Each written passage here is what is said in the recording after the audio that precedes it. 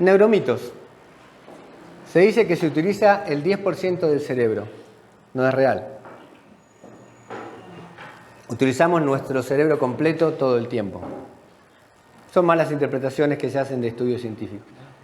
En un segundo, está bien. No, gracias. El cerebro trabaja igual que una computadora.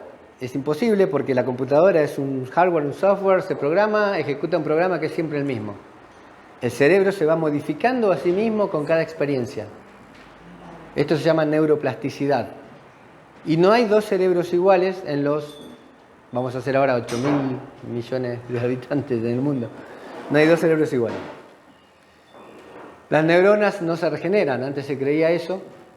Es falso, hay ya demostrado, inclusive en zonas como el hipocampo, que es una zona del cerebro muy relacionada con la memoria, donde han descubierto cómo se regeneran las neuronas y ya se generan neuronas nuevas, no a partir de neuronas, sino de células de otra estirpe, que son las células gliales.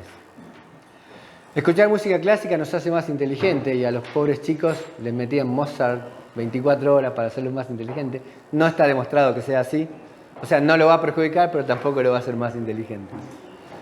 Se usa un hemisferio del cerebro más que el otro. Es mentira, se usan los dos al mismo tiempo, se usa todo el cerebro. El tamaño del cerebro determina la inteligencia. También es falso. Nosotros los hombres tenemos un cerebro más grande, pero mayormente es grasa. Así que no somos más inteligentes. Y tampoco, si no, los cabezones serían los que mandarían en todos lados, los más vivos. Pero no es así. La cantidad de conexiones neuronales es la que te da mayor capacidad, inteligencia y discernimiento. El cerebro está inactivo durante el sueño. Al contrario, cuando más trabaja, por eso es tan importante prestar atención a las horas de sueño y al sueño de calidad. Ya le comentamos algunas cositas. Las neuronas que no se usan se mueren. No es real, hay neuronas inclusive que no se usan y están solapadas y aparecen cuando hay, por ejemplo, una lesión y toman funciones de otras neuronas muertas. Se llama desenmascaramiento, cómo se conectan esas neuronas. El cerebro de las personas mayores no aprende, es mentira, aprendemos hasta el último día. Por eso, es más, hoy en día es un requerimiento el continuo aprendizaje a lo largo de la vida para no caer en la demencia senil, en el Alzheimer tan fácilmente. A la larga se va deteriorando, pero cuando uno tiene una mayor reserva cognitiva lo puede afrontar o postergarlo de una manera más fácil. La dominancia hemisférica determina cómo se aprende. Hubo época que en el sistema escolar se enseñaban las VAC, visual, auditivo, kinestésico. Se sabe que no es así específicamente, sino que se aprende con todos los canales y con el movimiento y con el cuerpo, porque de nuevo, no se puede separar el cuerpo de la mente del contexto. Los alimentos azucarados traen aparejados trastornos de atención. No se demostró que sea cierto. Puede pasar a lo mejor que te da más hiperactividad, más energía, pero no de atención. Y lo de la atención puede ser porque a lo mejor, como tenemos alimentos en el estómago, la sangre va más a la digestión que al cerebro en algún momento y te puede distraer. Pero no es porque el alimento azucarado en sí genere la falta de atención. Y si los aprendizajes no ocurren durante ciertos momentos críticos, no pueden ocurrir nunca más. Eso también es falso. Por eso hay padres por ahí que atiborran a los chicos con actividades y cosas cuando son chicos y no los dejan ser chicos. No nos dejan que aprendan naturalmente las cosas que tienen que ir a aprender a su debido tiempo. Si bien hay momentos que son más propensos a ese determinado aprendizaje y se ha demostrado que si hay privación de alguna de los momentos importantes, digamos, cuesta más o a veces el órgano se puede recuperar, pero no es cierto que no puedan aprender los chicos a distinto tiempo, más adelante, algo que no aprendieron a una edad. El sistema nervioso consta del sistema nervioso central y el sistema nervioso periférico. Entonces, el sistema nervioso central es el encéfalo completo y toda la médula espinal. Eso constituye el sistema nervioso central. Y el periférico son los ganglios y los nervios que llegan a todas las partes del cuerpo. Se divide también en sistema nervioso simpático y parasimpático. El simpático se activa y el parasimpático trabaja en tándem, se desactiva. Y cuando entra el parasimpático, el simpático se desactiva. El sistema nervioso simpático entra cuando estamos enfrentando una situación de desafío, un peligro, Entonces, ¿qué pasa? Aumenta el ritmo cardíaco, aumenta el azúcar en sangre para tener más energía, distribuye la energía de otra manera en el cuerpo. Y en el momento parasimpático, cuando el sistema parasimpático está elevado, es cuando estamos relajados, cuando el cuerpo se dedica a fortalecer el sistema inmunológico, a cuidar las células, a readaptarse por ejemplo, cuando dormimos se limpia el cerebro, hay un montón de cuestiones cuando el parasimpático está activado. Se puede aprender a activar el parasimpático con meditación, yoga y todas esas técnicas. El cerebro tiene el peso del 2% del cuerpo, pero consume un 20% del oxígeno y de la energía que nosotros ingerimos. Por eso es muy caro energéticamente para el cuerpo. Y uno dice, bueno, pero está ahí encerrado, no va a ningún lado. Pero hay tantas operaciones adentro que consumen mucha energía. Y sobre todo la zona prefrontal, que es la zona donde se ejecutan las funciones ejecutivas. La imaginación, la planificación, el discernimiento, la inhibición. Es mucha la energía que se consume. Tenemos entre 80 a 100 mil millones de neuronas. Algunos textos por ahí hablan de 120 mil millones. El número es irrelevante, en realidad es para dar una idea de la magnitud. Y cada neurona puede conectarse entre 1000 y 10.000 conexiones a través de sus dendritas. Entonces imagínense la cantidad de conexiones del circuito imposible de tomar, digamos, porque es más allá de las estrellas, de todo, es más grande que todo eso. En cada uno de nosotros y nuestros niños. Y hay entre 100 y 500 billones de células gliales, que son las células de soporte, porque las neuronas específicamente se dedica a la comunicación, pero no sabe ni alimentarse ni nada y necesita estas células gliales, los oligodendrocitos, las aracnoides, todas esas otras células que lo alimentan, lo limpian y demás funciones. Procesa, se llevó a equiparar, digamos, para la era digital y decir, bueno, ¿qué información procesa el cerebro? Y dicen, procesa 400.000 millones de bits por segundo. Tenemos que tener un disco enorme. Pero solo somos conscientes de 2.000 millones de bits. Quiere decir que de todo lo que está aconteciendo a nuestro alrededor somos conscientes de muy poco. Ahí está la gran oportunidad de elevar la conciencia. Estar más presentes en el momento que estamos en cada lugar y absorber más de todos los estímulos que hay. ¿Por qué? Porque el cerebro dice, si este estímulo no lo necesito, lo elimino y no te lo cargo a la conciencia, lo dejo fuera. Por ejemplo, los latidos del corazón. Seguramente, si se concentran, pueden sentir sus latidos del corazón, pero el cerebro dice, está latiendo, ¿para qué? O el perfume que se pusieron hoy, ya no lo huelen más. No, esto ya está, es permanente. Y te acercas a alguien y te dice, qué lindo perfume, vos ya no lo registras más. El cerebro lo sacó de tu conciencia. No entendí. ¿No entendiste? Ese porcentaje que vos das, eso, si consume el 2% del peso, consume el 20%. Tiene... El pesa, o sea, un cerebro pesa 1 kilo 350 gramos. Suponiendo que pesas 90, es un 2% del peso de tu cuerpo completo.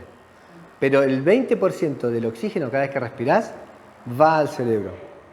El 20% de los carbohidratos que ingerís van al cerebro para mantener todo ese desgaste de energía. O sea, pesando el 2%, te consume el 20%. Es uno de los órganos más caros energéticamente para sostener. En una palabra,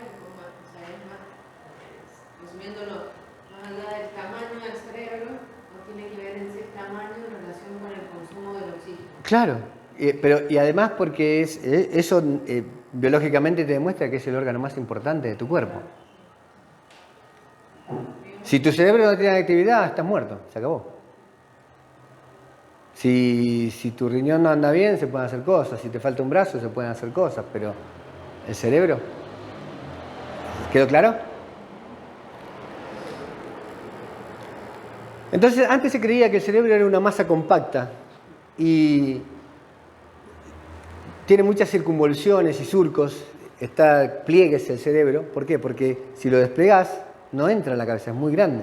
Entonces, como que tuvieron que arrugar un papel para meterlo ahí y que queda todo arrugado. La parte que ven como marrones, por ejemplo, son los cuerpos celulares y la parte blanca, que se llama la sustancia blanca, son los haces de comunicación, que son los axones. Fue este señor, don Santiago Ramón y Cajal, el aragonés, quien en 1906 ganó el premio Nobel junto a Golgi, quien determinó que esa masa en realidad estaba constituida por neuronas y descubrió el funcionamiento neuronal, que hasta hoy en día, tantos años después, se sigue usando.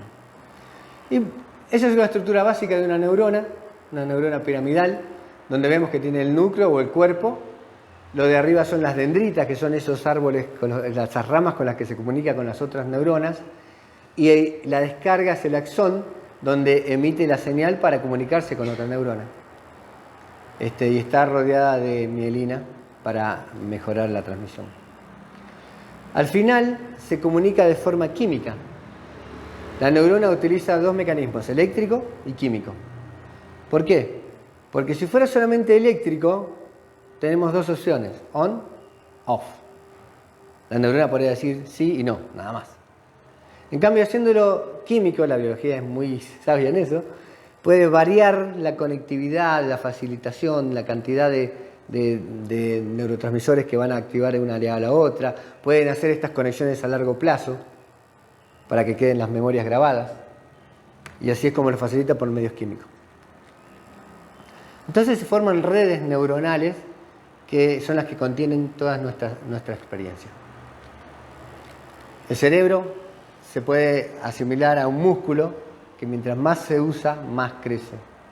Y crece en conexiones neuronales, que son lo que nos enriquece. Por ejemplo, una persona que lee braille recluta mayor cantidad de neuronas en el cerebro en la zona de la sensibilidad de los dedos para poder leer, porque está acostumbrado a hacerlo. Entonces, el cerebro dice, tengo un requerimiento de que entienda bien esto, y más neuronas se utilizan para eso. Y la persona que es muy hábil con un instrumento musical, por ejemplo un piano, una guitarra, necesita más neuronas conectadas al movimiento para poder ejecutar las notas. Entonces pierde un poco de sensibilidad y son más neuronas las que se dedican al movimiento y menos a la sensibilidad. Y eso nos da pauta de la neuroplasticidad y cómo trabaja de acuerdo a la demanda. Por eso demandar a nuestro cerebro es lo que nos hace que mejore. Claro, Santiago Ramón y Cajal no tenía los equipos que tenemos actualmente para estudiar el cerebro. Tenía que agarrar o los pollos muertos que disecaba o esperar a los cadáveres para abrir el cerebro a ver qué pasaba. En cambio, hoy podemos ver los cerebros actuando en personas conscientes y determinar qué zonas trabajan más que otras, y así como hacen los estudios los neurocientíficos. Por eso ha habido una gran explosión desde los 90 para acá de la neurociencia, y ahora es neurotodo, neuromarketing, neuroventas, mi proyecto es neuroelevación. Estamos todos con esto de las neuronas porque de verdad es muy enriquecedor y ayuda a explicar muchas situaciones de la vida. ¿Cómo se hace la electricidad de la neurona? Todos son moléculas, todo es energía. El agua es una molécula de oxígeno y dos de hidrógeno que se juntan en una unión covalente intercambiando electrones, o compartiendo, mejor dicho, electrones. Y la electricidad no es más que eso, movimiento de electrones en un conductor. Entonces, las moléculas, ¿qué pasan? Los átomos, el átomo que entregó un electrón, perdió un electrón, se llama anión, y el átomo que ganó un electrón y es positivo, porque tiene mayor carga positiva, es catión. La forma en que las neuronas generan electricidad es a través de este principio de intercambiar cationes y aniones. Por ejemplo, cuando tenés los cationes de sodio, potasio, calcio, que son positivos, o el de cloro, que son negativos. Y la neurona internamente tiene una tensión negativa de menos 67 volts respecto a su entorno, que es el líquido encefalorraquídeo. Y cuando la neurona recibe señales para disparar, abre canales por los que entran estos iones y la van cargando hasta que llega al potencial de disparo, y esa neurona entonces le avisa a la próxima, hay que hacer algo. ¿Sí? Entonces se forman las redes neuronales donde una le dice a la otra y continúan comunicándose. Pero después se descubrió también que no se tocan las neuronas, sino que las neuronas están en el final de la axón, y la próxima neurona hay un espacio que se llama espacio sináptico, y que ahí es donde se ejecuta todo esto que les decía de el intercambio de los neurotransmisores.